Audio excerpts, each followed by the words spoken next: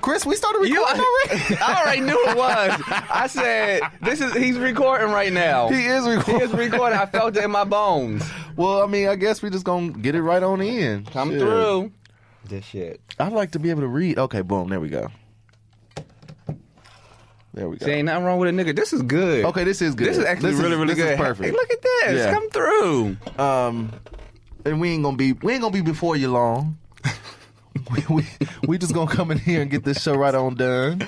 Come on now. Look, and you know I've been realizing that I'm more country and country. Yes, because you've been denying it for years. I mean, what do you mean?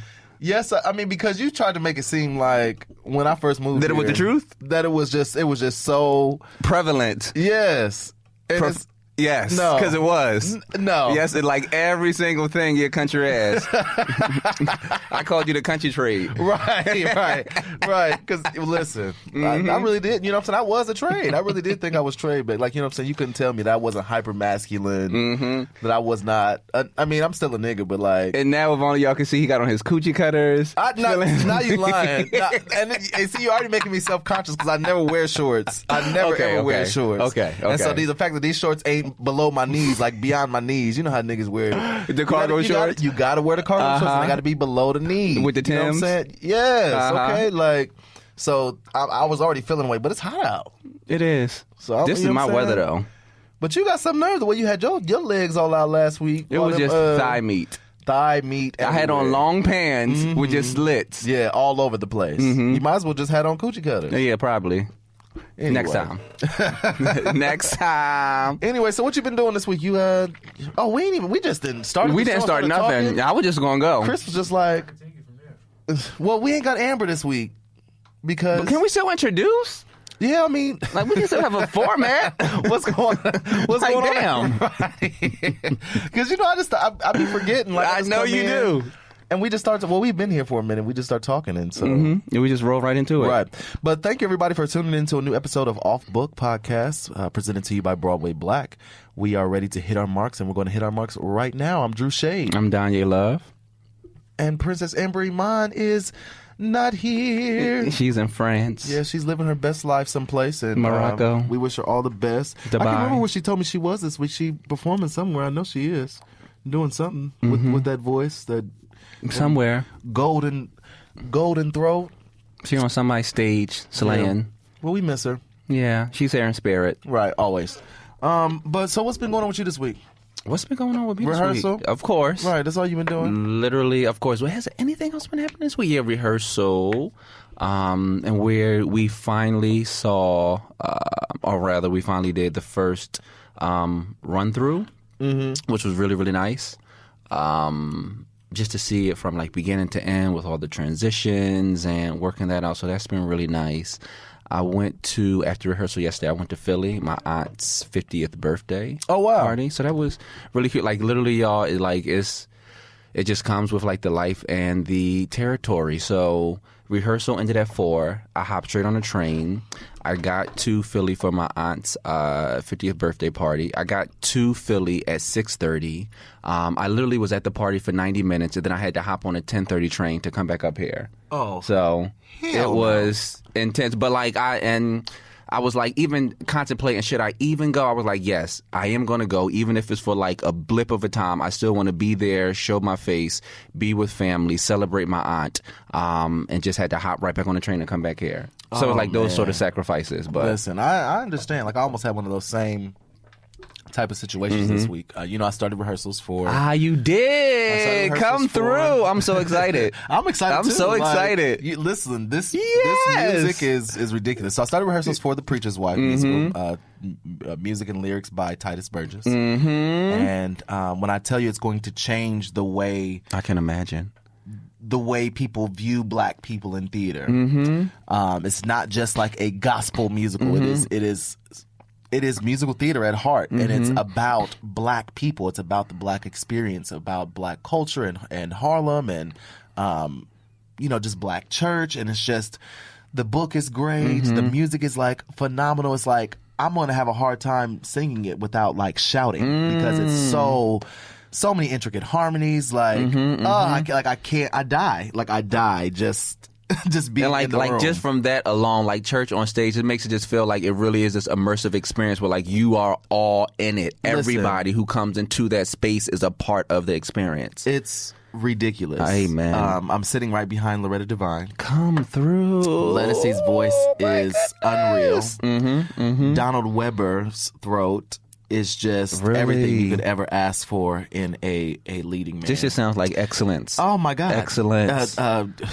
It's just ridiculous. I'm just trying to get up in there. I am just trying to learn as much as I can from the greats in the room, from the people that have the experience and the training and the know-how, because they are using it, and it's very prevalent. It's seen. Can and you I'm kind just of excited to be walk us through how you got into this? Because a lot of people might have forgot about you and your like acting. Now listen, no, we're not going. I mean, I still work. Yes. I still. There are people that know that I'm a performer at heart.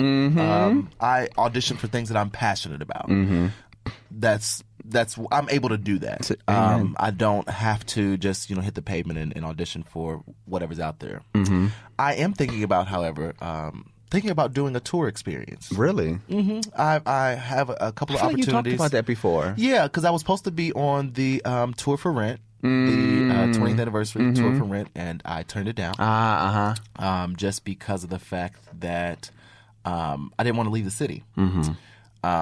But I've never been on a tour. I've never performed on a tour. So I have a couple of opportunities that are presenting themselves. Opportunities. Yeah, that I could do that. And so I'm thinking about and trying to weigh the options of when that will be, because I can't be gone from the city during award season.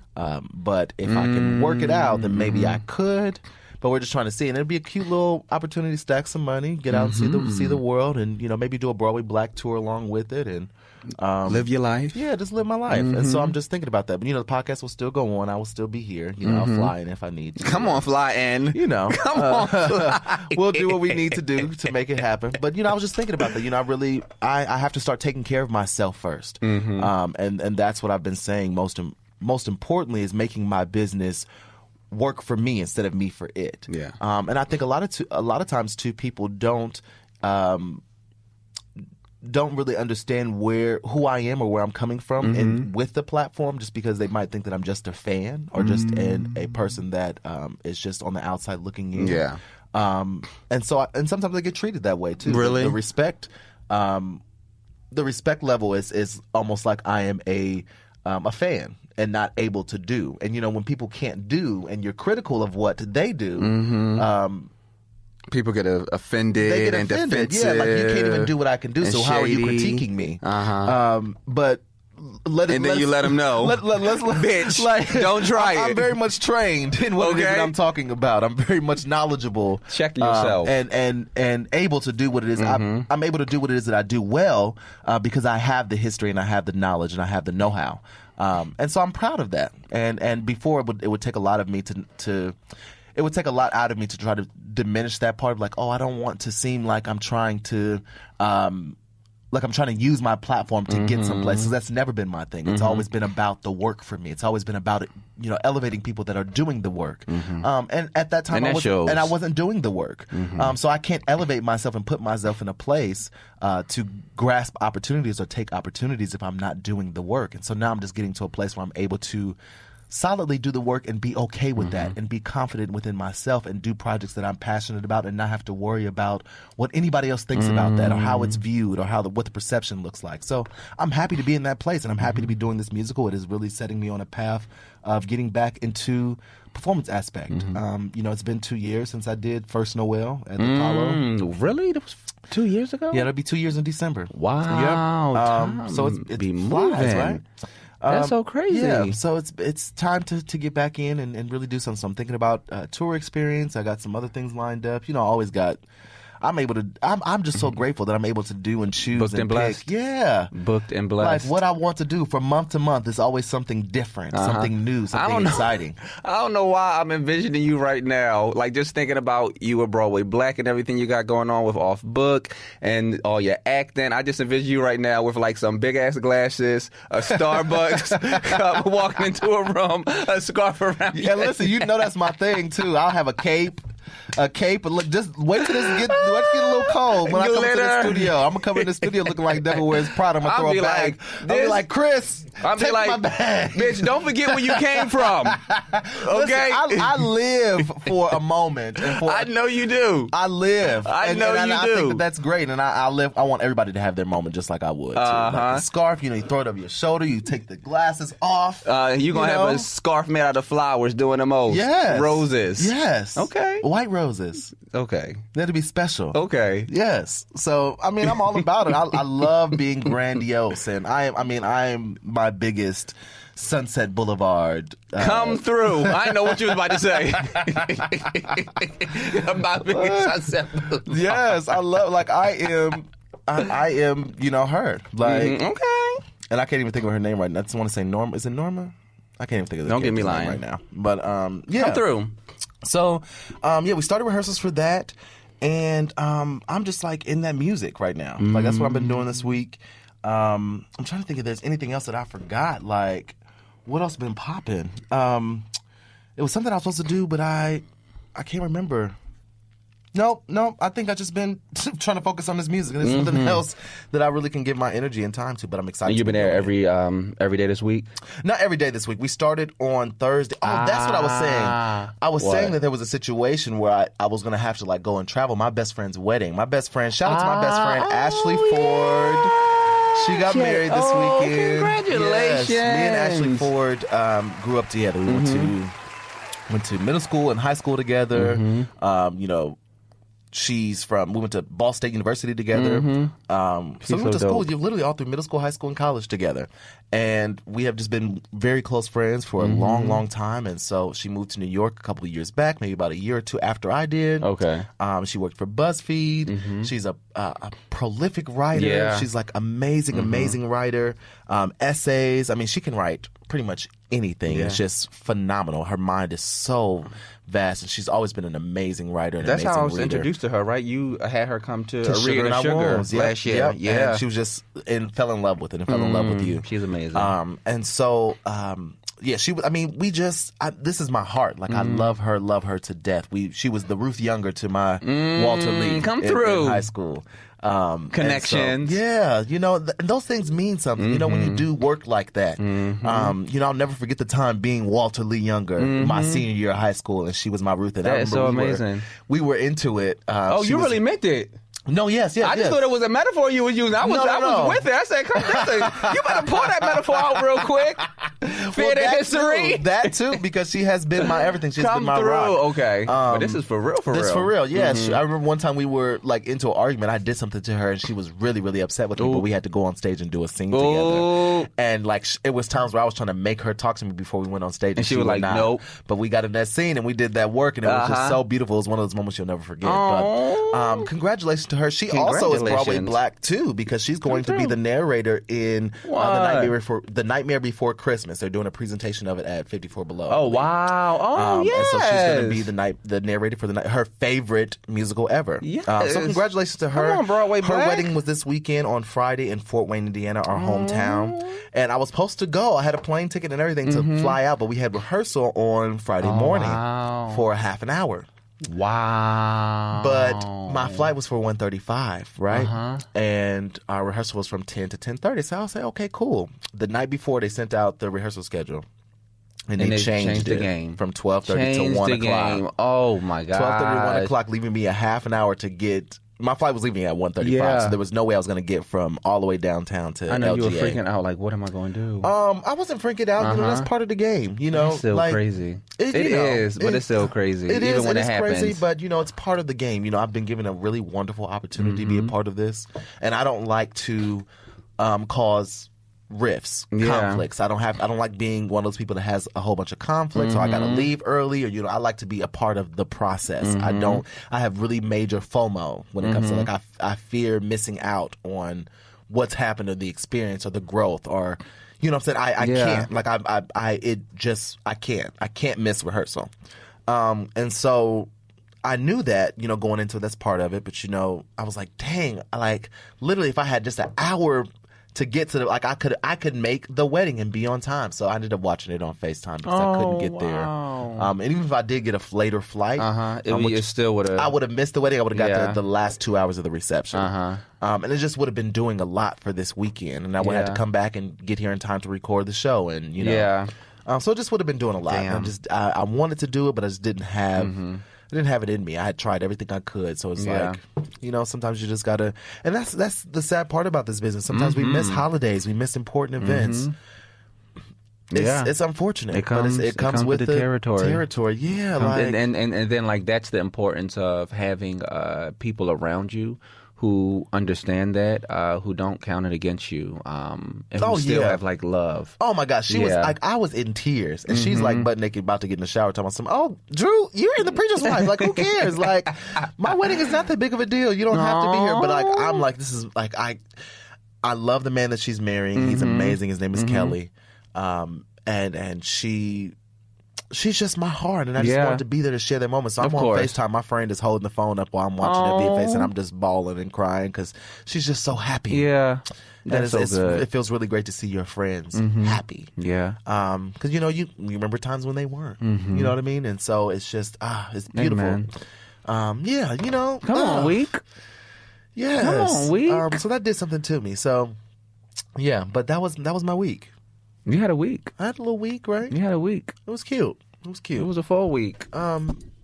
That's life and lessons. But is this thing even on still? Is it? I think it went off. We doing a live right now. It went off. Ooh, Instagram Live said bye, y'all. Bye on y'all. Y'all not gonna put me up on this makeshift. Look, it didn't even give me an option to save it or nothing. Ooh, so I don't even know how live work, y'all, so I didn't know you could save it. Well, we're gonna go over to the off book because that's where people that look, I'm the first one to pop up. What is that? Why is that not on that? I mean, can I say? I guess I can say what I want, but what you mean? Because I said nut. Yeah, because you put. We got titles called Dixon Plays. Yes, but still, if y'all go to Danye's Instagram, he got this picture, and he be putting these Polaroids where he be having. That's only if I provocative. Accept you. Oh, your Instagram is private? Yeah. Oops. I get reported too much. Do you? I get reported too much. Well, you be having your whole shaft on there. Okay. It is what it is. He said, okay. Nigga, what? Private. Okay. But what that means is that whoever reports me are people who I already accepted. Oh, so it's some you snakes be mad. in the grass. Oh. Yeah. That's why you be mad. Yeah, I'll be like, who is? I'll be going off on my IG stories. It's private. Just unfollow me, y'all. Because I'm going to be over here saying niggas all the time and putting dicks up all the time. Right, Prince and all that. So, yeah. Okay. That's why I'm private. But okay. Yeah. Well, his private Instagram, y'all can see some things. So go on over and check it out. Just don't report them, okay? Please don't. Don't report them. We're going to have a problem. So we're going to go live on the off book, which I told y'all. See, y'all don't be doing what I asked y'all to do. What you tell them? Because I'm talking about you. What? You and Amber. What you tell me? I told y'all to send me stuff so we can post it on the off book. You did? Yeah, send me some stuff that y'all want to post on the off book Instagram. Okay. Little tidbits or something. I was supposed to take a picture. I would have just said nudes and be like, post it. You know what? Shut up. And I was supposed to take a picture of the sign-in book last week because you signed in as Jay-Z. Oh, yeah. She signed us in as Blue Ivy and through Beyonce. So send me stuff to put on the stuff. And I asked y'all to make me a playlist for Spotify. So now we on Spotify. I want playlists from y'all. Oh, I was confused. Like music? Yeah, like music, like whatever. It can be anything. Okay. I just want a Danye Love playlist. Oh. And an Amber Iman playlist. And I'm going to make one too. And so we can start promoting us being on Spotify. That's what I needed that for. Oh, see, I don't know how none of that stuff work. I just send you songs. I don't know nothing about technology. Okay, send me a list of songs. That way I can put it on the playlist. Okay. That's what I'm talking about. Okay. See? You know what? I can't. Hey, y'all. Who on there? See, this is where the fans we at. Got some people. These are people that actually follow us, and we don't be putting that on this account. So wait, we don't got nothing on this account? We got a couple of pictures. We got the last picture was from your opening night from Sugar in Our Wounds. Wow. Right. That was some time ago. Right, from the three of us. Oh, so that's why you wanted to send stuff. Yes. Now it's all making sense. Yes. Okay. I've been trying to tell them that we want stuff for our Instagram. We got to actually start promoting the show. We can't just be like, we do a show every week and then be like, do y'all listen to the show? They don't know the show is out there because we don't be promoting it. Because me and my ass, I would just take a snapshot of it listening to playing, the show, right? And then just post it, and that's it. And that's all the promotion we've been doing. Like, that literally would be what I would give. That is literally all we've been doing. Okay. And so we got to do more. Okay. Oh, come on, aesthetic. Okay. Seriously. Okay. Well, we're going to get right into the quota this week, and we hopefully maybe people on the live stream will know what this come quote through. is. Y'all ready for this quote, So y'all going to have to help me out. Listen, help him out. Okay. Oh, I don't want to say it. Yes, I don't want to say it. Turn it around. Okay, boom. Okay. So here we go. Whew, I'm nervous. You nervous? I am, because y'all did such a good job last week. Why like, y'all are you did nervous? an amazing job last week, so I feel like I need to step it up. Well, you ain't got no support. Well, you have the support I do. of the people. So y'all on live, y'all have to help me figure out what it is that this monologue is. Okay. This is called I Said What I Said. This is I said what I said. We got to get a little okay. Oh yeah, we like Chris. We got to get a little intro for. We need an intro. We don't know what we're gonna do yet, but we gonna just remind us to get one. We got a big to-do list. Hello? We do. I need your help. Look, I done messed up my whole headphones.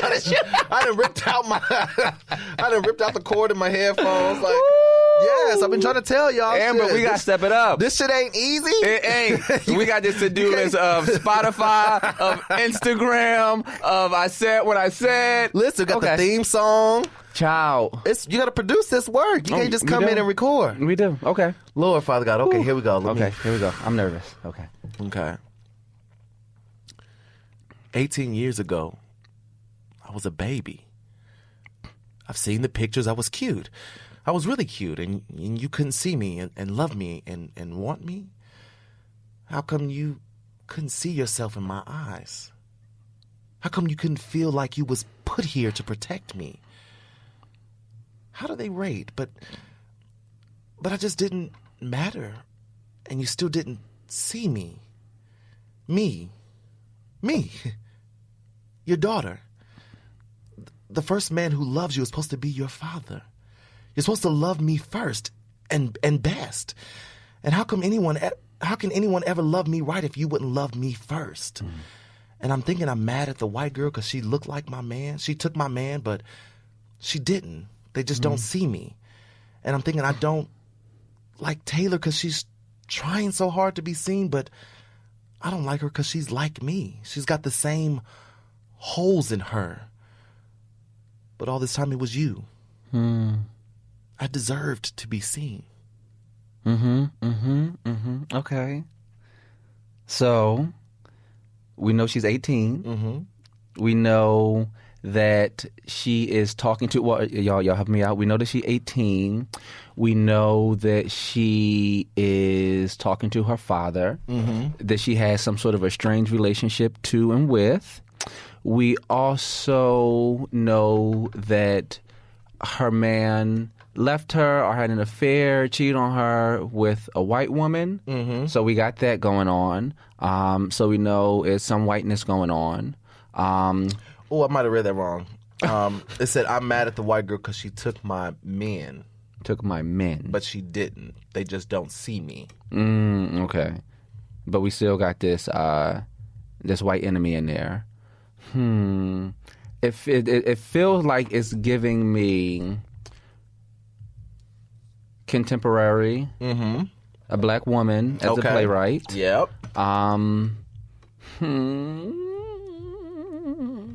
And so, because I'm thinking about the father not wanting anything to do with the daughter, and it feels like a reason is like the father might have like went in a different direction, might have created a different life, a new life without the daughter. Okay. Am I in the right ballpark? Am I in the right ballpark? You know what you're talking about. Because what's popping to me? What you talking about? What's popping to me, and I'm like, I don't want to say it because I'm getting. I feel like I might. It might be wrong. You seen my paper. Is it Sick Fly? Yes, you seen my paper. You seen it. Come through. No, here is the thing. All I saw on there was green. Is it green? It's green. Okay, I saw green, and I immediately turned around. Okay. Come through. You did a stick fly. Lydia Diamond stick fly. That was one of my favorite monologues by Cheryl, the character Cheryl, Condola Rashad, who was Tony nominated for that in 2012. Oh, really? Mm-hmm. I saw the production of it at Arden Theater in Philly. I can't remember how many years ago, but yeah. You saw it where now? At Arden Theater, one of my favorite theater companies in Philly. Okay. I can't remember how many years ago. Did anybody jump in? I don't know if anybody else jumped in and seen it. Did they? Ain't nobody tell me nothing.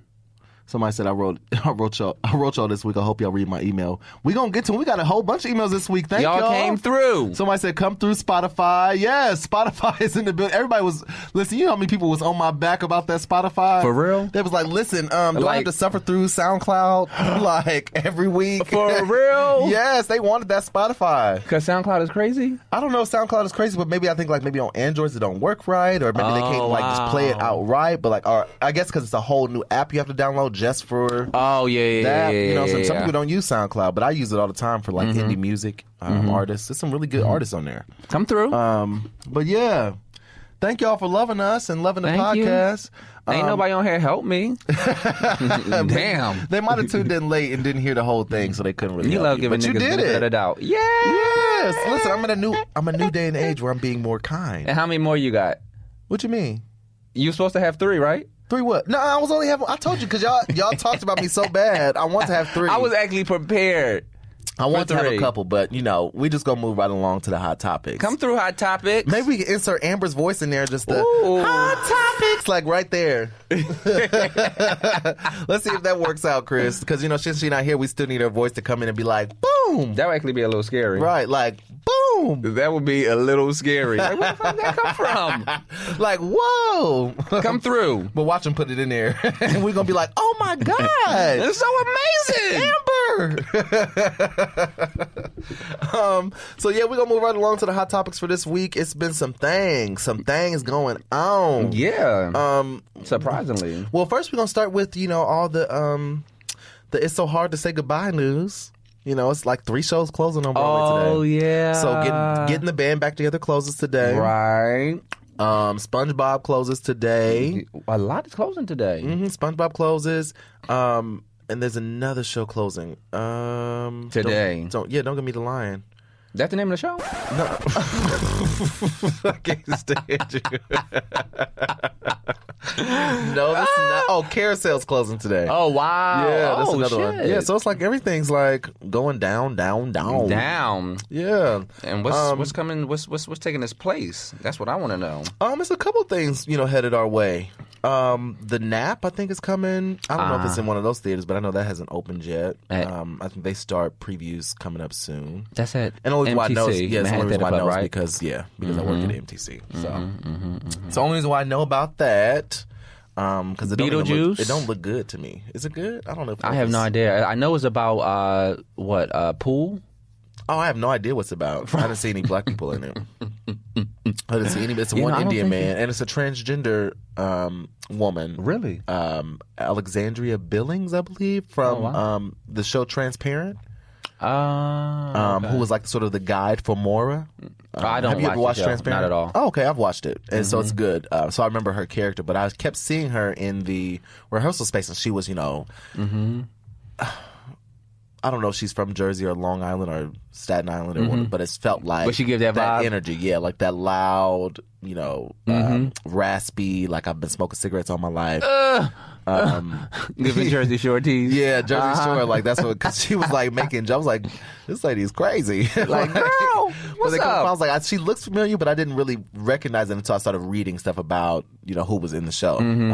Because I kept seeing him every day, and so I'm like, this lady is crazy. But coming to find out, energy. That's just her energy. Okay. But it was cool. So, congratulations to all those casts, and maybe we can have some people from those shows maybe next week or something. Like, come through. Wait, what's next week? I don't know. You gonna be here next week, ain't you? Yeah, I am going to be here next week. Is Amber going to be here next week? I think so. Okay. Oh, we all going to be here next week. Yeah, but I was just saying, like, if we wanted to do some guests from people from closing shows, from Carousel or SpongeBob, since they got some free time now. No, I mean, no shade, no tea. Like, for real, we want to talk about their experience. Got some free time. Yeah, because people don't be having no time, and now they got especially time. after they done with that 8th show for the week. They don't want to. They don't want to be going nowhere. They want to do have some time. Right. Let's go ahead and end this real quick. Bye, y'all. That was on the live. I will let you know how many people watching everything. Mm-hmm. I don't want to say. Oh, you know that. I don't know nothing. So yeah, but what was I saying? We talking about people coming to see the show since they ain't in the show no more. Right. So come to the show and I'm gonna ask a couple people, but I don't know when we gonna have the Fireflies. If we gonna do that next week, we gotta start previews. I know it won't be next week because we'll be in tech. Oh, okay. So the week after. Yeah. No, and so I know we have a few Sundays where we only have matinees. So I'm going to look at the schedule to figure out what those days are. And we're going to fly on over here. Okay. Come through. I love it. Moving on to Theater Hall of Fame inductees. Cicely Tyson. Come through. She is she's racking. She really is. Rightfully so. Right. Every single thing. Rightfully so. Every single award that she gets, she deserves them all. Mm-hmm. She just literally deserves everything you can think of. And she's also getting a honorary Oscar this year. Amen. Which she deserves 100%. Amen. Cicely Tyson gives you beats and emotion. Every single thing. Okay? She pulls you all the way in. You hang on her every word. She's like, this age is not going to stop me. And she's okay? Just so funny and warm and personable. I'll never forget it. Interviewing her was one of the treats of my life. This was with forget it. The Gin Gang. The Gin Gang. Yeah, her and James Earl Jones. We got to interview them both. And I'll never forget it. Just one of the best things. So congratulations to her. Cicely Tyson. That's what you call a career. 2018 inductee, Theater Hall of Fame. And an honorary Oscar. That's career. Amazing. I can't. Yeah. Oh, I'm so excited for her. And, she really doesn't she's been saying that she's 94 for the past 6 years. Maybe 6. It's not 7, the past years? 6 years. She's been saying she's been 94. I literally she feel has not been saying 94 for the past 6 years. No, I promise you. What I you really promise don't me? know how old Cicely Tyson is because of the fact that people have been saying 94, 95 for the past since I've been in New York City. If you remember, Cicely Tyson won the Tony Award in 2013 for Trip to Bountiful. So that was the same year that Billy Porter won. And they said she was 94 then? Listen. And they said she was 94. That was 5 years ago. And she's still 94 years old. Yes. And then I'm looking at an article right now from People.com that was that dates September 5th, 2018 that says 93. Oh. We really don't know. And I am all here for it. I think that's called Black Will Never Ever Crack. I think it is ever. I think it's phenomenal that she keeps it to herself and she holds it and she tells whatever age she wants people to know. I know that's right. She is. I know that's because right. There's no track of it. There's no way we can find out. This meme where Cicely, and it was people going to stay mad that I'm playing a 50-year-old and I'm almost 100. But that's real though. It's really what it gives. And you will stay mad. You will be upset. And you will wonder what the secrets are. Listen. You know who else is in that? I don't how do you even look like this? Angela Bassett. Oh she my God. turned 60. How? And she is giving you a smooth 35. 30. Yes. It is insane. But I saw some. But she also talks about what she eats. I was about to say that, and that's a regimen that I'm she is on a regimen. God bless you. She talking about she eat fruits and veggies and good fats. The avocados exactly and the fishes specific oils. Yeah. I can use this oil, not that oil. When I wake up at this time, I need to know. Go to the and gym. she goes to the gym. Listen, it shows. Right, you better preserve I don't know if it's going to show with me. Body. Because you on this regimen that I don't know I can be on. Listen, you better stop eating them little fishes. And you be eating them little sugar fishes. And mind you, before I got here, I had 4 cupcakes. From I Molly's? had Mike and Ike's. Oh, No, my my God. cupcakes was from ShopRite. Oh, my Because they God. popping. Mike and Ike's, hot chips. You know that's how. Doing and this is all before like I ate a sustained meal. Did you see the video where Janet Jackson didn't know what a hot Cheeto was? For real? I'm flabbergasted. Janet Jackson. Is it because of like her like regiment or something? Because she's rich. She's too rich to know what a hot Cheeto is. Like, we're all poor and we're eating hot Cheetos, and she is like she really legit. She said, hot Cheeto.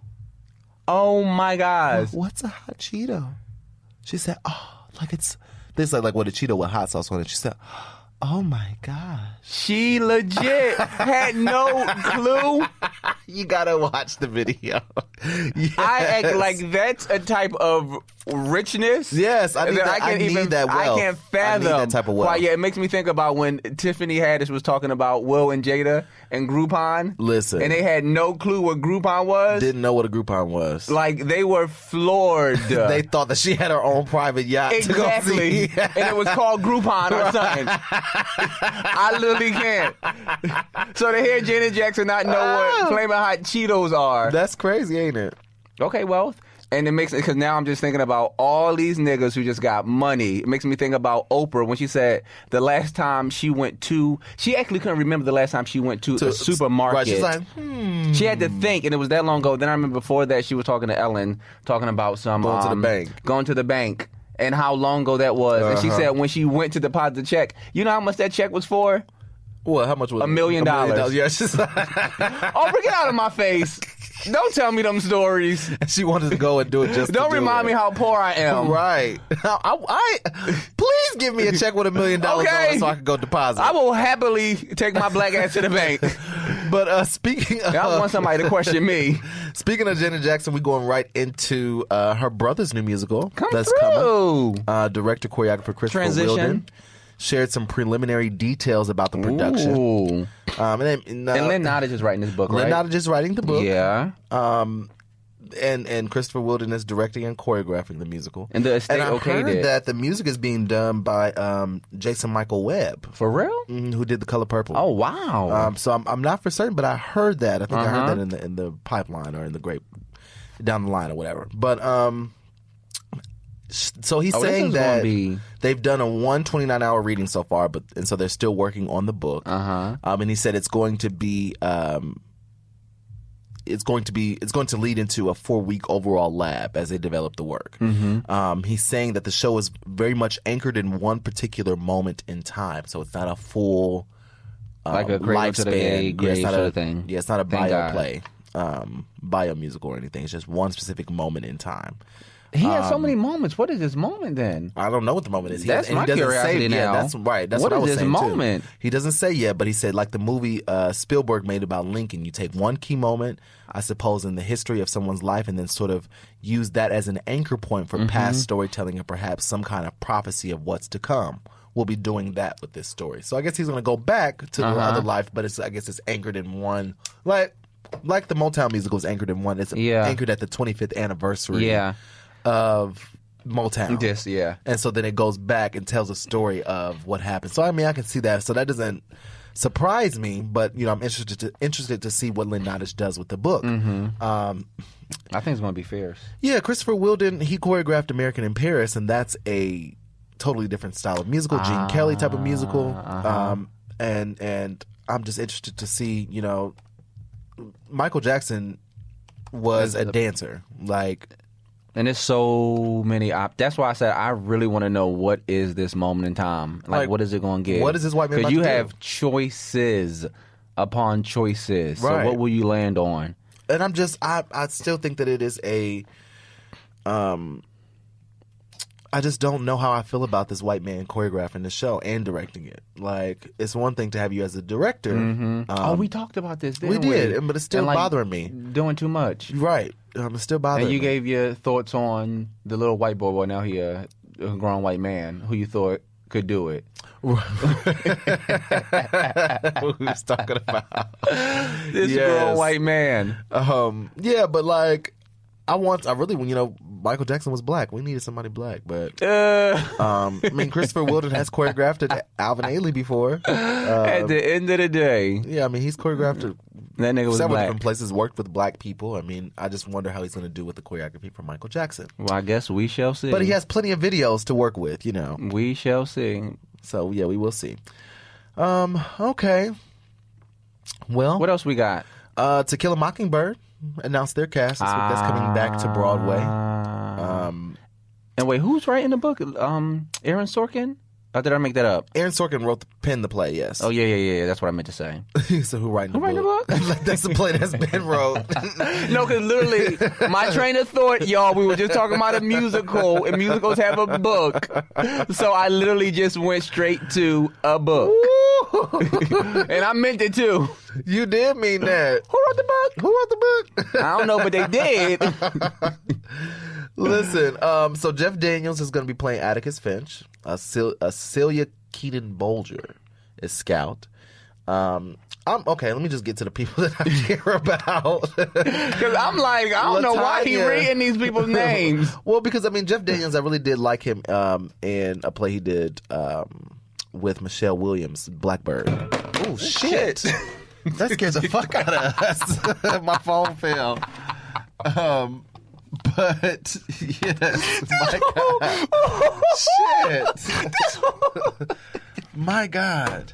That's why I love black people, because our first reaction both was, oh shit. So his phone just fell. We had this like nigger rig. We had the phone hanging up. Yeah, for the Wi-Fi. And it just fell. Do the live stream. My heart is actually beating really fast because that scared the shit out of me. But go ahead. But what I was talking about was that I'm excited for LaTanya Richardson Jackson's coming back to Broadway. So she'll be Calpurnia in To Kill a Mockingbird. And that, I love LaTanya Richardson Jackson is a phenomenal actress. She was great as I don't mother think like she gets enough credit. She doesn't get enough credit. She's outshined by credit at all. She's outshined by her husband a lot of times. But I'm cool with her. She is fierce. I'm cool with her daughter Zoe Jackson. And Zoe tells me, her mom is just the best actress. Like, yeah, I can believe it. And I said I've witnessed it. Like I'm in love with her. I can believe it. So that's so good for her. Yeah, so I'm excited to see her, come back to the stage, and I really loved her in Raisin in the Sun. And so she was sort of overshadowed that year too. Yeah, but I want her to get her just due. This is probably not going to be her. This is probably not going to be her Tony Award winning role. You don't but know. It's good to see her. Well, you never know. You don't know. Yeah, true. But let her be great. Yeah, let her slay. Okay. We'll let her. She's gonna slay. But Come through. It's Calpurnia is not the standout role. It's not like a doubt. You know what I mean? Like, yeah, it don't just come in and just one scene and just slay the whole thing. You know what I mean? So, I got faith. What? Okay, so I read this and it said, as previously reported, Stephen McKinley Henderson was featured in a scene that has been cut from the script during development. Ooh. So is he not going to be in the play no more? Like, he's just not... So the play is penned by Aaron Sorkin, adapted from the novel of the same name by Harper Lee about racial injustice set in 1930s. Oh, wait. So this has never been on Broadway before. I think they are creating it. I don't know why I felt like I know it was a movie. Maybe I'm thinking A Time to Kill. Wait, A Time to Kill was a play before? Yes, Tanya Pinkins was in it. Oh. That was a couple years ago. That was like 2013. Come through.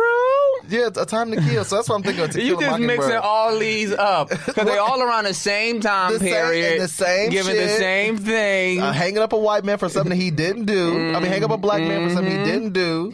Told from a white perspective. Right, from a white perspective, a white savior complex. Like, it's the same shit. To Kill a Mockingbird and A Time to Kill is the same shit, but To Kill a Mockingbird is just better written.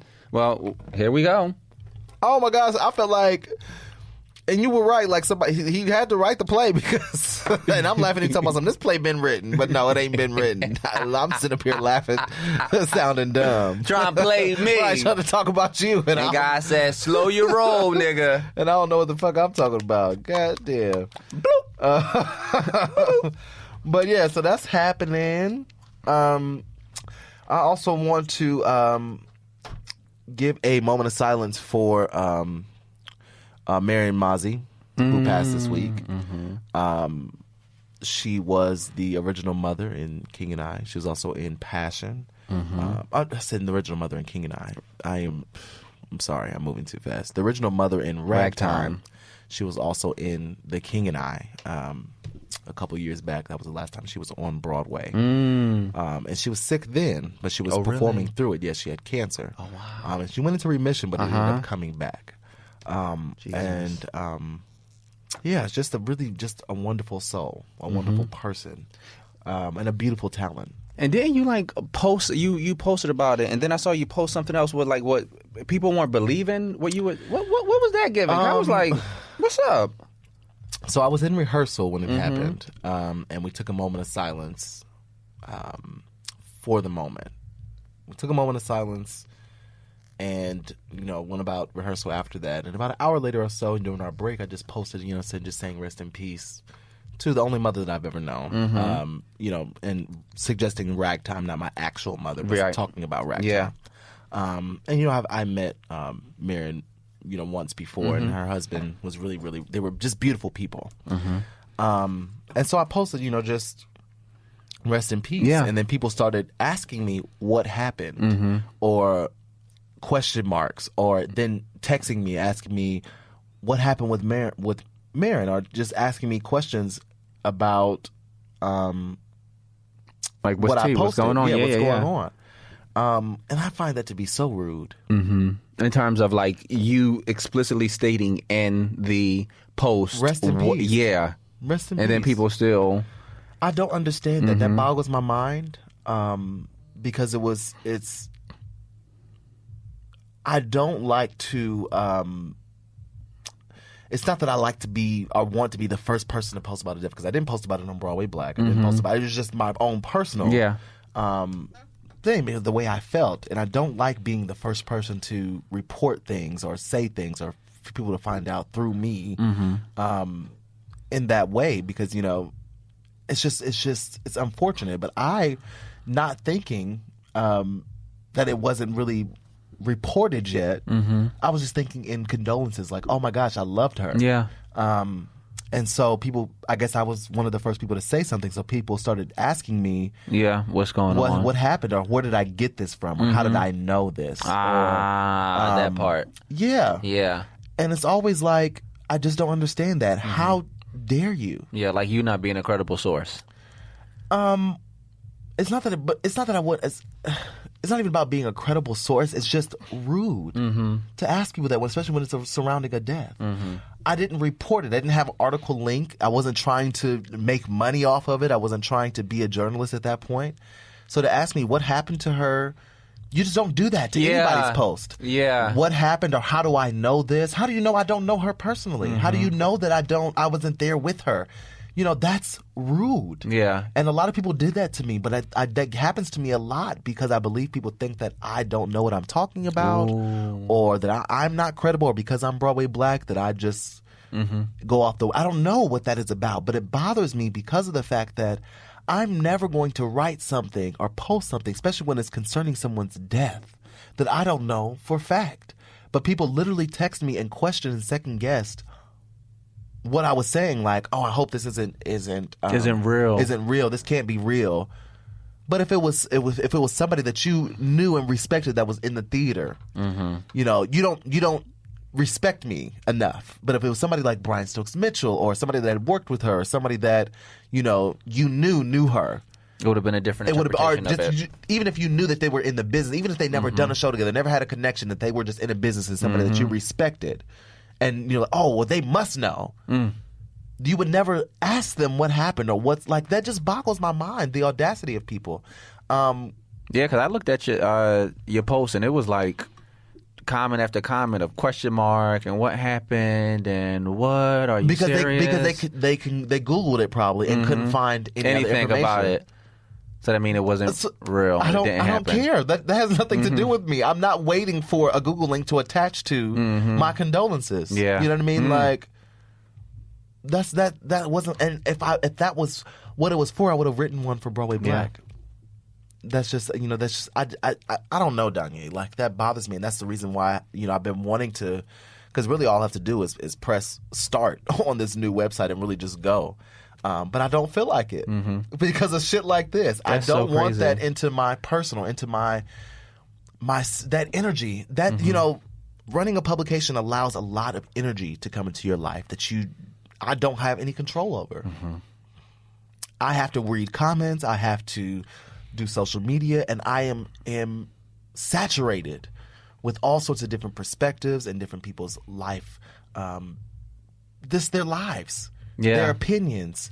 I don't get a break from that when people are crazy on the internet. They are crazy. Like, we'll say some off the wall shit that come out of like left field. I mean, and it boggles my mind. It really, really does, Danye. And it I try not to take it personally, but it's it can be hard, because we're human beings with emotions and feelings. Yeah, and I'm sensitive. Like, I'm an artist. I'm sensitive about my shit. You know what I'm saying? Like, I take things personally. I'm really learning to try to not to do that. But it's a journey. But I'm still here. Amen. Like, amen. Like Tisha Campbell. I know you hate that. And she not even here this week. No, she is not even here this week. So it was absolutely no reason for that to have been said whatsoever. Whatsoever. We're going to have Tisha Campbell on the show one week. So we can talk about her experience in Little Shop of Horrors. We can talk about the infamous... That's the week I'm going to call out. The infamous Biggie episode where she's... Oh, my, okay. I'm going to be here for that episode. Yeah. That's actually one of my favorite Mark episodes in the whole entire world. Now I'm just thinking about her and Pam with these wigs and these get-ups. Singing, and I'm telling doing you, the most. The Wiz. Oh, yeah, let's have her on this episode then. Come on, I'm ready for it. We ain't going to talk nothing but I'm still here, but we're going to talk about that. Definitely talking about I'm Still Here. I'm going to be in the bathroom. And her performances, like she's been performing at the nightclubs and stuff. So let's reach out to Tisha Campbell. She has. She's been performing at the nightclubs and stuff. She has. And she was on Star. Like, you can't give the nightclub a name. What? I don't know the nightclub. Like, no, it's just you just throw them into this like thing of like nightclub. She's just like on the nightclub circuit. She a lounge singer. No, don't even know, because now don't even say like I prefer a nightclub over a lounge. She a lounge singer. That's what they call her. She on a cruise ship. Yeah, look, I would call her Pearl. Pearl's a singer. Yeah. Shout out to you, Tisha. She should be on a cruise ship. Shout out to you. Listen. She probably will be. Do a Broadway Black She Cruise. probably is. We don't even know it. Broadway Black Cruise starring Tisha Campbell. Come through. Oh, you would really do that? I mean, I would put her on the bill. No, I'm laughing because I saw that split second of you think. Y'all, it took him, like, y'all should have saw look at his eyes, like he really had to think about it. If it was a split second, he was like, yeah, I do it. Come through, okay. Yeah, I mean, I put her on the bill. Come through. Oh my goodness. Oh, Tisha, you something else. But yeah, so one of these days I'll get back to doing what it is that I'm doing with Broadway Black. I don't know. Like, Akeem, I got your email again this week because people want to help me, and I want them to help me, but I also have to be in a space where I can give direction and. I don't know, because I've been wanting to press play on it, and I get motivated some weeks, and then boom, something happens, and it takes me out. And like you've been working on and creating manuals and packets. Oh my God! Like, so once it does happen, I have so many different things. Easily. I have so many different things that are in place already. Yeah, that I know that I've needed to take the time to develop, and I've done that over the past year or two. But it's just something that just won't let me. You don't know what it is yet. I don't know what it is. I do and I don't. I don't want to deal with the social commentary. I don't want to deal with actors that never come off stage. I'm feeling really great where people are not wanting anything from me. I feel really great about that. I'm able to use my energy to for myself. Amen. I'm auditioning again. I am being creative again. And I'm not on any deadlines. I'm not on any timeline. And with Broadway Black, every day is a deadline. Yeah. Every 2 hours is a deadline. Yeah. And I'm just enjoying not having that. And I haven't had it in a while, but I get anxiety when thinking about having it again. Ooh, and that says a lot then. Yeah. That actually, and maybe you're supposed to be in this moment in time right now where you're supposed to just focus on you, right? And just like build you up and get you into a certain space. Yeah, but I also feel like I am doing a disservice to the community. I'm not. Somebody wrote a tweet this week thanking me for Broadway Black and how we're keeping them in the loop, but I haven't been keeping anybody in the loop. I haven't even been keeping myself in the loop for the most part. The most I've been in the loop is the podcast because we talk about this stuff every week. But a lot of times I don't know what's going on until maybe 2 or 3 days later, and that's usually not like me. I usually know stuff like on the beat. But I'm just like in a place where I don't care to be on top of the news like that. And is anything wrong with that?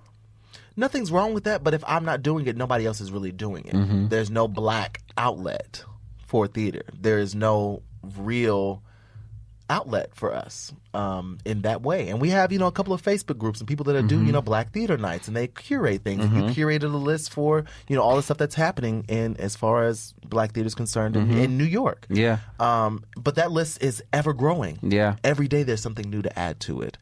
There's always some new projects or something going on that we want the people to be aware about, and that's actually good work. Yeah, and so it's a full-time job, but nobody's really doing it at the moment, and that's why I feel like it feels like my responsibility, but I want to be able to do it in a healthy way.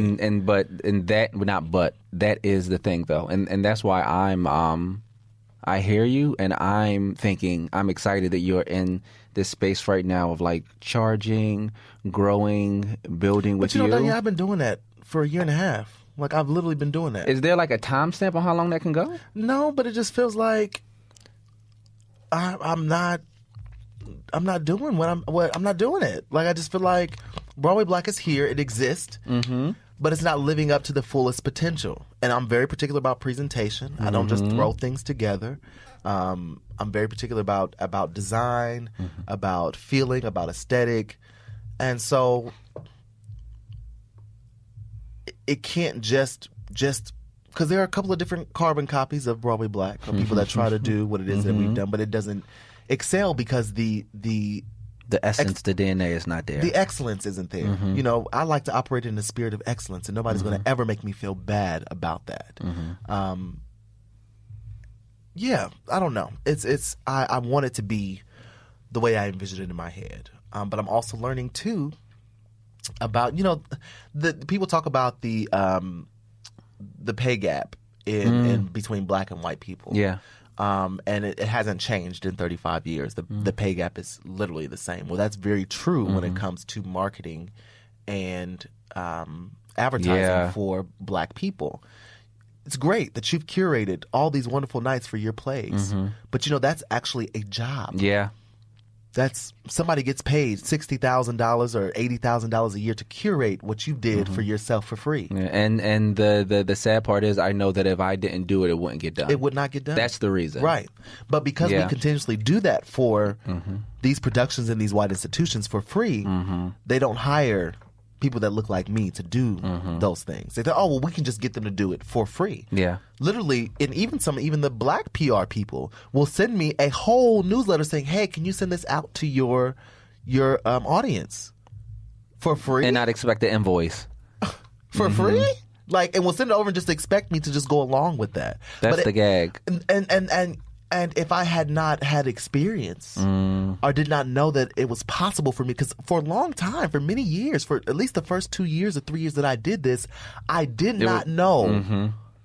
I literally did not know that I could get paid to come to an opening night and do video and do interviews. I literally did not know that I should be getting paid to attend and take these pictures or to do social media or to post about this show or to post about a discount code. If people were saying, hey, we'll give Broadway Black a discount code, I should be getting paid to release that to my audience. And that's also because we don't see ourselves all the time in a multitude. But we don't know how it works, how the business side of this works. We all want to be on stage. Yeah. Ain't none of us black folks in the marketing departments at a lot of these white institutions or in the advertising departments at AKA and Spotco. We don't work there. And if we do, we're not giving the information. It's so hush-hush. Do you know how like secretive I've had to be in order to get other publications get their media kits to figure out what price levels are we working with here? Why is my phone so loud? Lord Father, I'm so sorry, y'all. Second week in a row. Right, I'm sorry. I'm going to just start FaceTiming and being on phone calls.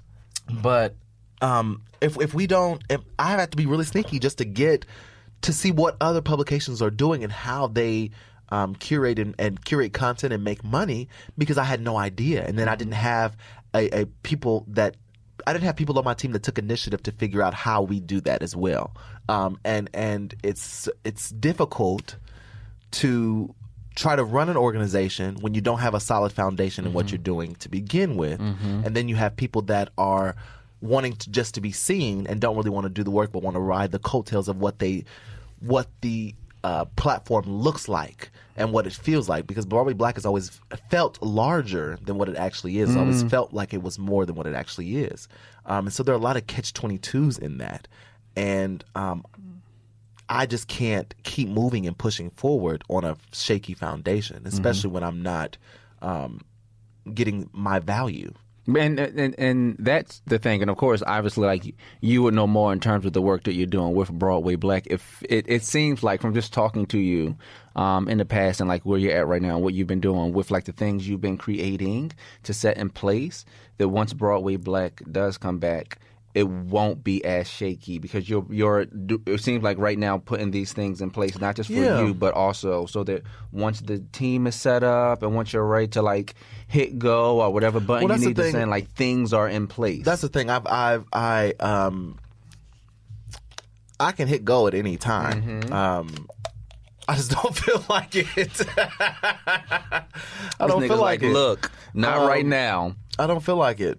Not right now. I told you too that I started working with some white people because I've tried to, have all black teams since I've been doing this, and it just it ain't working. Through the cracks. Yeah, it ain't working. Falling through the cracks. Yeah, I'm gonna have to hire some white people. And what did Amber tell you about that? And that's okay. She said, and look, it's good. Right. So if anybody try to try, be like, look, this is the Rolodex of people that I worked with. I can give you about so don't come for me. 50, 60 people that I tried to work with. And some of them all of them haven't been horrible. There's some people that I would definitely work with again. It's just that, like I said, we're just not knowledgeable. I have to get some white people that know how to work in this industry, how it works. How to navigate it. You better test out these Connors and Beckys. But then I also have to train some black people that's going to know how to do it too. I can't just be around white folks all day. That's actually very So I need real. some white folks to train some black people how to do this. But the black people got to know what they got to want to learn. And a lot of times I get people that say they want to learn and they want to learn, but they only want to learn for so much until it takes them to the next opportunity or to the next thing that exposure. Yeah, the next exposed thing where they get to meet Danye Love. You know what I'm saying? Like, Danye, now you are one of the people that people are now like wanting to be friends with me because we're friends. Lord have mercy. Ain't that That's like actually trifling? It's there's no other way to put it. But I know these things because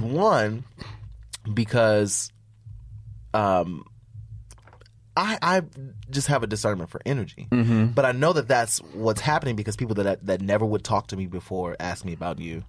I can feel it's happening because your name is being more in the news, so you're being attached to more prevalent projects that people are being exposed to. I'm like, where have y'all been? Like, I've been telling you about Danye for years. I'm just literally shaking my head right now. But you know I know it. But like, we talked like like.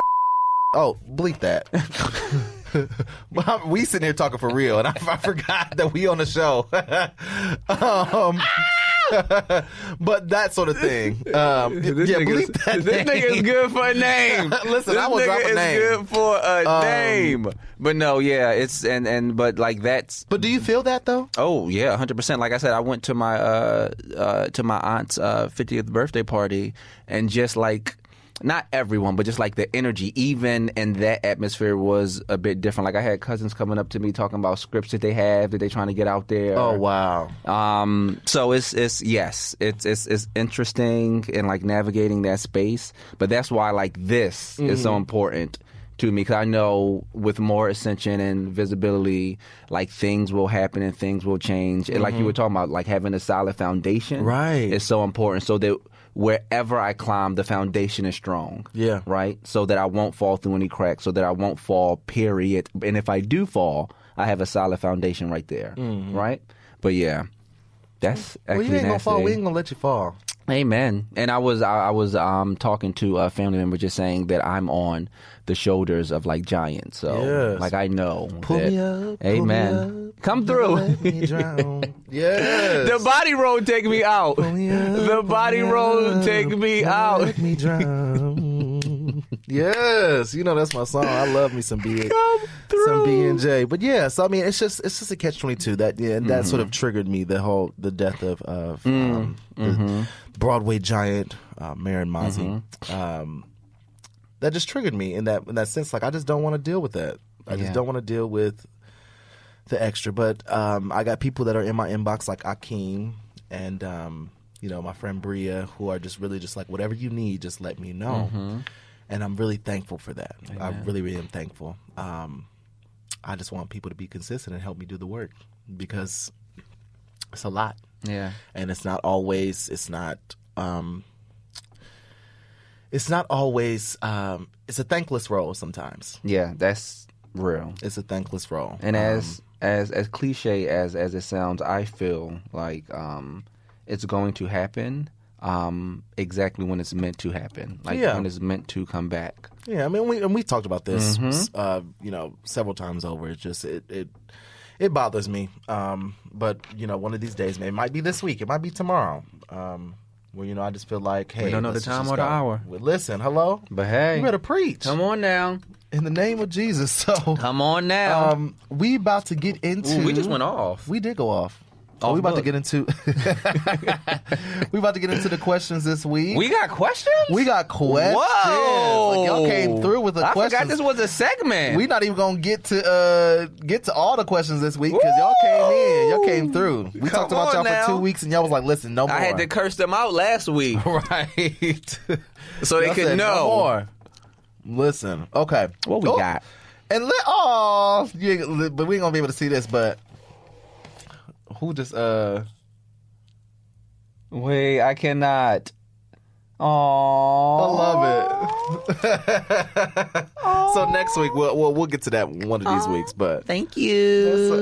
Thank you. Brandon, Danye's husband, Brandon, wrote into the show with a question, but we will get to that one of these weeks. But we're going to go right into, let's see. And they back to being dissertations. They are back to be. That's the. I actually forgot that they can be dissertations sometimes. I can't take you. Let me get ready. Ooh, wow, So this one is.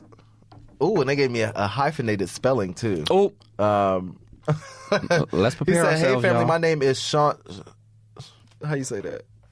Shaughnessy? Shaughnessy? It looks like a Shaughnessy. I think it's Shaughnessy, too. I just didn't want to say it right, and I didn't want to, like. Because nobody says it right. Right. I think it's Shaughnessy. So Shaughnessy, okay. Sound like you and Shaughnessy, Jodeci. Listen, Shaughnessy, maybe Shaughnessy. Maybe. Shaughnessy. Shaughnessy. Because you As you body roll with it. right, Shaughnessy. Shaughnessy. Shaughnessy.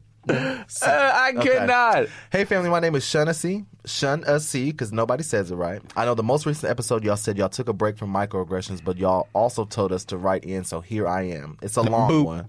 It's a long one. If y'all choose to paraphrase it, I have no qualms, but I must let y'all know about this shit here. Ooh. For context, Ooh, this I is a live. long one. This is. But it's gonna be good though. Yes. For context, I live in Tennessee. I'm a black woman working in a predominantly white surgery center specializing in vision correction, which is already exhausting enough. There's literally 86 people on payroll. 5 of us are black. Wow. Anyway, a majority of the patients we see are geriatric patients with poor or failing eyesight. They've recently hired someone to help me out as I'm the only person in my position. She's black, light-skinned Pocahontas black, but nonetheless black. No shade.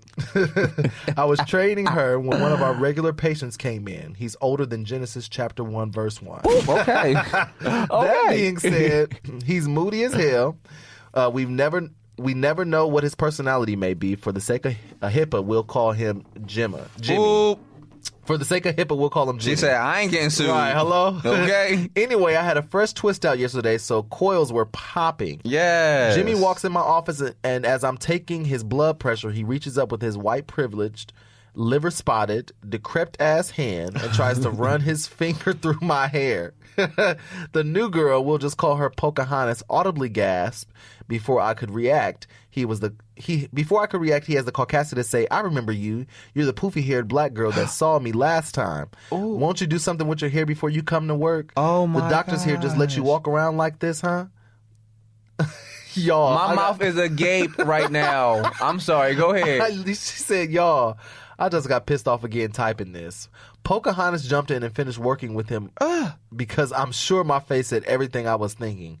I didn't want to lose my job for whooping somebody's granddaddy's ass. Mm-hmm. So after I calmed down a little bit, I went to my manager's office, who's also white, and explained what happened. When I left homegirl by herself with a patient, and why I won't be seeing that patient again. Amen. Shockingly, she was equally pissed. She has mixed kids, so I guess that's why. I can appreciate the way she handled the situation, and that patient has since been discharged from our facility and has to find another optometrician. Optometricious. I was going with it. Like, optometrist. Yes. I could not take you. I was just. But what I don't appreciate is how comfortable this nigga was with not only touching me, but attempting to condemn me for not conforming to what's deemed professional by white society. I'm in the military as well, so this isn't the first time I've been subjected to this type of behavior. But it's the first time I've had to bite my tongue and not tell him to go to hell with the rest of his clan. But that shit truly bothered me. I think I was more pissed that I had to rewash, condition, and retwist my hair over again last night because Jimmy can barely wipe his own ass. And ain't no telling what kind of germs and dead skin he left in my head. How would y'all have reacted? Was I too calm? Should I have beat his ass? It's plenty jobs out here. Thank y'all for getting through this letter. I had to get that shit off my chest. Amen. So 3 things popped out to me. The first thing is when she said that she's a vet. I don't know why, but I instantly thought she was going to say, and I was ready to take out my gat and shoot his ass. Okay. That was the first thing that went through my head. The second thing is I'm actually pretty amazed. This has nothing to do with theater. It has nothing to do with whatsoever. theater. Whatever. Like, I'm amazed too. But like, she come through. Right. Like, and I'm trying to figure out, like, how we get this letter? That's why I'm so amazed. Like, reaching the multitudes. I just gotta get this off. Right. The multitudes. And then the other thing was, I remember you and Amber said this. I'm like, oh, as you were reading, I was like, oh, this is why we don't have too many of these. Because I am upset right now. Right. You get mad. I'm over it. I'm annoyed. I'm in my feelings. I was like, oh, I haven't felt this in a while from these. Yeah. But so that's, and I think. You actually handled it perfectly. Mm-hmm. And here's the thing: it's no right or wrong way of how to go about dealing with whiteness. Right. And however you are in your black ass state, how you handle blackness, how you handle how blackness is being perceived by whiteness in whatever moment, I think is completely justified. And it seems like you handled it in a way that worked out because his trifling ass is no longer there. Right. So at the end of the day, like, you are now hopefully getting closer to a space where that won't happen again. And it's not always our job to, like, educate these motherfuckers. Like, right. Because that's exhausting. That's extremely exhausting because we would be doing that every single day, what can feel like 24/7. So I think you went about it in a way that feels perfect because his ass ain't there no more. Yeah. His old trifling ass ain't there no more. Listen, I think you did too because I would have went all the way off on that ass. Like, you can't even tell me, like. That's why I thought she said she was about to pull out. That's why I thought she let us know she was a veteran because she was about to whip out her licensed gun. Listen, Shaughnessy, you did good because it couldn't have been me. It couldn't have been me. Like, I just can't. Like, I remember when I was, a bartender a couple years back, 5-6 years ago, and I lived in Indiana. And I would get, white customers that come sit in my bar all the time. And that would be regulars. I can only imagine. But they were country. And so, some of them would try to call me boy or just like, it felt like really... unnecessary. Yeah, like really slave master, like slave. Assert yourself. Yeah. It just, I don't know. It just felt weird. And they would try to, be... Once sometimes they would get too comfortable and try to, white people do that. They feel like they get friends with a black person and they get too comfortable and want to start exploring black culture or, saying things, or they start testing you, trying to see how far they can push or what they can say and what they can't say and what you're going to they test you. It's really weird, but it happens time and time again. That's the pattern of being friends with white people. And then when their asses get whooped. Well, listen, everybody don't whoop their ass, and that's how we get some of these people that think that they can say they want to start whatever. crying and calling the cops on somebody. Lord, Father God, I can't. Okay, this is why we get mad. We can't. Yes, it's taking me back. I'm feeling triggered Thank you right so much, now. Shaughnessy, for that. Y'all, we appreciate Shout out to Tennessee. Right. Come on, Tennessee. Shout out to medical workers listening to the show. Right, and we want to know, like, Shaughnessy, you got to write back in and tell us, like, how did you get here? Yeah. Because you work at the doctor's office. Are you an actor as well? This is just where you work at? Or, like, are you trying to pursue something? We want to know more about your career as far as performance is concerned. So what happened with that? So we need to hear from you, Shaughnessy. Go ahead and write us back and let us know what's going on. I'm going to write you back and tell you to tell me some more stuff. Even if you aren't in the, like, industry whatsoever and you just love listening, like, how did you stumble upon? Right, like, how'd you get this here? feels like a stumble upon. And some people do that. Some people do stumble upon the show. They tell me that they just happen to be, looking up Broadway podcasts. And bam. Boom, it's there. We're the only black people really doing it. Come through. I mean, I think we're really the only, like, real black people doing it. I can believe it. Doing anything for the theater of this nature. Like, the key is the only real black people doing it. Yes. That's what's taking me out. What's next? All right, we're going to the fan question from because I was about to say the name, but she said, "My name is blank, but if my question is chosen to be read aloud on your podcast, I would really appreciate if you would use a pseudonym. This industry is impossibly small." Okay. So if you're looking for suggestions, my go-to alias is Keisha. Come through, Keisha. So and he does a neck pop and everything. Come through, Keisha. Look, Keisha. What Keisha got to say? Keisha got to say. And that tongue pop is taking me out. Keisha got to say, I have always loved theater and became really involved in it in college. You sound like Keisha. Go ahead. Unfortunately, my college was all white, and I mean all white.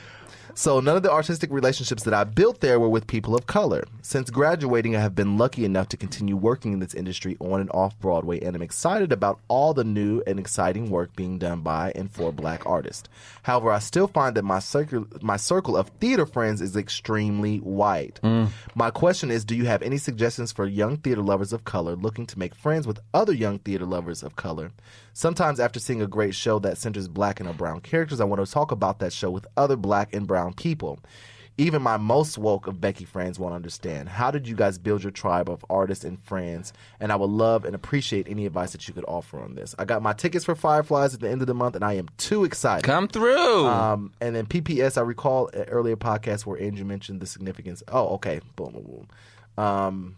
Oh, yeah. Oh, thank you so much. Okay, I will be, because I think they sent me a DM.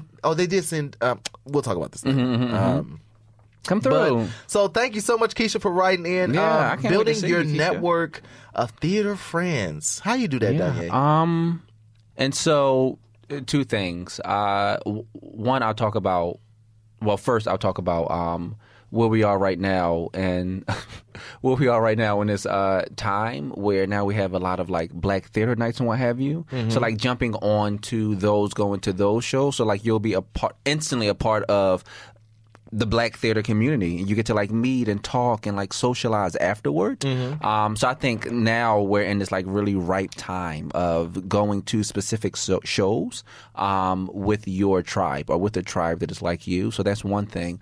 How I went about it was literally no shame in my game. Whenever I would see a show, I would just reach out to the people afterward and not on a like I'm trying to be like a fan or like doing too much, because I've never just my nature and my personality, and being shy, afterward I would never directly go up to somebody and be like, oh my gosh, you were so amazing, you were so great. And then with how social media is set up nowadays anyway, I would just send somebody a Facebook message saying, whether it was the writer or actor or the director, saying, I really enjoyed your work, thank you so much. And I would just leave it at that. And if they would respond back, I would see if they wanted to like link up for like a coffee or whatever the case may be. But for me, it was always through social media. Like that has really been a big help. And just sending a message of after seeing somebody's work, letting them know how their work moved me, whether it was them writing the work, acting in the work, or directing the work. And then just from doing that, I started to build and meet more and more people. But yeah. Okay. How you do it? I mean, in a similar way, I just started showing up to where I wanted to be. I started being in the places that I thought would welcome me. Yeah, that's real. Yeah, and started just greeting people. Started talking to people. You just have to start talking to people. It's not enough just to be in the space. You have to really start engaging and getting to know people and just asking them who they are. And everybody is somebody. Yeah. Nobody is like not somebody like, oh, I don't know if I should talk to them, or if there's somebody that can get me something. It's not. It's just. It's not about that. Yeah. Build authentic relationships and get to know people. Yeah. And that person introduces you to the next person, and you just end up being in the loop. You just end up being in the know.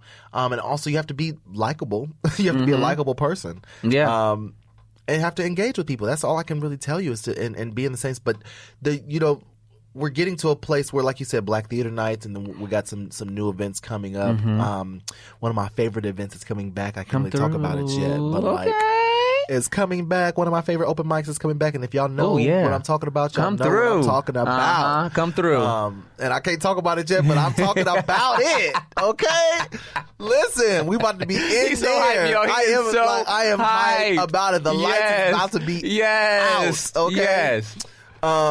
Yeah, so You better say the lights about to be out. they are. Yes. Go Okay, ahead. listen, I'm saying it, but I ain't saying it. I can't. So I'm excited, but there's things like that, and you just have to make it do. Go to all the Black auditions. Run into people and start introducing yourself. When you go to your auditions, ask the other actors who they are, what they've worked with. Just talk to them. I know you guys are all trying to compete and do the same thing, but y'all don't have no power about who about to get the part. Y'all don't have no say-so over that. So y'all might as well be cool and be friends and get to know each other while y'all there. Yeah. You just have to start talking to Because people. it's not about competition, it's about community. It really is not. At the end of the day. And, and the information that you put in the email, I can't tell everybody who you are, but, I'll meet you because, we're going to see each other soon. So, and we'll be a part of, you'll be a part of a new tribe. You'll be a part of Broadway Black's tribe. You'll be a part of, you'll meet us. And you're part of the community. So it just works like that. This community is very, very, very small. So everybody pretty much knows everybody. And as long as you're not acting stank and thinking that you're too good and uppity, or, you're not trying to, throw Black people under the bus or be, you might be, I don't know. It's just as long as you're not trying to, be, doing the most and respectability politics because and stuff, people can feel that people can sense that, and that's knowing exactly how to navigate certain spaces, because sometimes people may not want to feel like talking after a show, and that's very real as well. So just figuring out exactly how you want to navigate it. If you are, like I said, I know I can be shy and I can be awkward at times, so I wouldn't directly after a show say something to somebody. I would go home, whether it was that night or the next day, send a message saying I appreciated your work. And it's literally just that. Yeah. It's literally just that. And that, they will remember that. And then when they see you out, if y'all see each other again, you can be like, hey, I sent you a message. And say, I saw you. And that can start a conversation. That can start a relationship. Exactly. So you're just figuring out how to go about navigating. And you said you got a ticket for Fireflies. I'm hoping you came to Black Theater Night so I can see you there. Yeah. With the, like I said, with community. The group of people. Yeah. Exactly. Ooh, and I might make my banana pudding again. Ooh, because that banana pudding went fast for sugar. It did go fast. It went fast. It did go fast. It was Come good, through. though. Mm-hmm. Even I had a little slither. So what do you think about beyond Black Theater Night? Mm-hmm. So I'm thinking about doing a weekly, maybe a Thursday night, where no matter what show you go see, we all still get together after show times in that would be nice. Public location and just talk about the shows that we've seen, or just have like a get together. I like it. You know, just something that we can talk about, maybe different theater pieces, because you know we all don't go to the same show every single night, but we still want to convene and get together. Exactly. And maybe if you've seen a show that week, you know, bring your program, bring your playbill or something of that. Like, I don't know, like just something cute like that. But I want us to feel more engaged. And y'all know I talk out loud on the show a lot. Like I talk out loud a lot. So everything that I talk about, I do have plans and intentions on doing them. Don't listen to my timelines, because my timelines I be lying. Like I be lying. No, I really do, because I think about timelines in a way of, if I don't do anything else ever again until this is completed, when can I have it done? And that's where I set the timeline. And that's just not realistic. Like if I don't get any sleep and do anything else but this is when I'm have it done. And in my mind, that's when it's gonna be done. Because so you gotta psych yourself out? Yes, but life just don't work like that. Not so at all. I have to trick myself. So just don't, if I say stuff out loud on this show, just don't listen to me for real all the way through. What does that mean? Don't listen to the timelines. What does that mean? If I talk on here, y'all don't listen to me. Yeah, I'm saying like, don't listen to what I'm talking about. Right, don't listen to what I'm talking about. Just know that it's going to come into fruition. I just don't know when. If you don't see it like in print with a flyer with presentation and like a video with like all the fireworks and stuff. Like, I am still so confused at what you are talking about right now, Drew. I'm trying. I'm like, maybe I should be not listening to him. Listen, I'm just saying. No, I won't listen. Because you're telling me not to. So no, nigga. How's that? Because like I just came up with this great idea for this thing, and then people will be like, "Oh, now I get it." Well, I just came up with a great idea with this whole event that I want to do, and I think it would be really cute to do every week. But I'm not about to do that right now. Like, I want to do it, and I think it sounds great. It'd be so great. Now I get like, what you meant. I need to get the mental health therapy group like set and sailing first. Like pretty much niggas shouldn't be Wednesday night hitting you up like, oh, I can't wait for tomorrow night to meet up. Right, like no. Nigga, I just said that. Wait, I was just talking like, and it's something I would love to do. I get it. I want to do it, but I'm I just think like, that'd be a great like idea. let me get the mental health therapy group up and running first, which you know still is not there because we didn't have some mental health trials, y'all. You know, with friends of mine, Lord and have mercy. my own personal. So yeah, but it's coming. It's getting there. But that is something that I'm passionate about. So that is my first next go-to thing, and then after that it'll be some more shit. But, Amen. Yeah, I always got my hand. I just feel I have to get it together because I just feel like I'm always. You got the ideas. Yeah, I'm just always. And you write them down, though, right? Yeah, I write them down. Good. So you good. Yeah, but You Gucci. Yeah, I'm good. Okay, I'm gonna get out my head. You Gucci nigga. Okay. Well, I think we didn't talk. How long? Oh my God, we didn't talk. We didn't talk longer than we ever. We really did. Okay, we can get out of here. Come through. Well, we did that. We did. And we had waves in this episode. We was serious. Right. We was personal. Yeah. Come through. This is like therapy every week. It really is. Because I've been getting some things off the chest. And we be having to bleep. Listen. You be having to bleep. Correction. Your ass be needing to bleep. You be needing to bleep too sometimes. Do I? Have you ever needed to bleep? No. I think you might need to bleep 1 or 2 times. We need the episode where you bleep. I'll be on it. So you won't catch me bleeping, nigga. Listen, on the other side of the Instagram, you will. Yes. Yes. And I will say before we go, the princess hit us up and she is doing what she talked about, 12 Angry Men. Oh, the all-woman version. Exactly. Yes, so she's doing that reading right now. That's cute. And she sent me what she sent you? Well, we'll talk about it. The project she was doing this past week with the we'll talk about it off the show. Okay. But I'm like, what's up? The cast is ridiculous. Like I can't. Really? It's ridiculous. Come through. Like it's crazy. But okay.